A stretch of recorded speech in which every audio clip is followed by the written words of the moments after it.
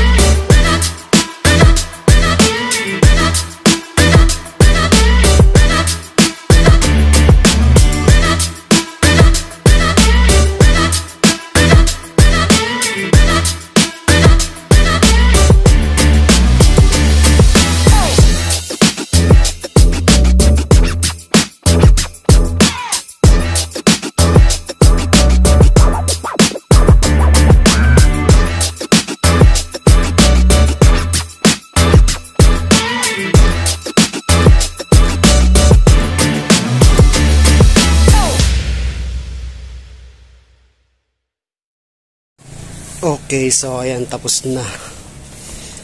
Matte black na siya, hindi na siya makintab. Okay. Ang ganda niya tingnan. Ang linis tingnan, no? Bala ko rin matte red yan eh. Ayoko na makintab. Tsaka ayoko na rin ng pintura.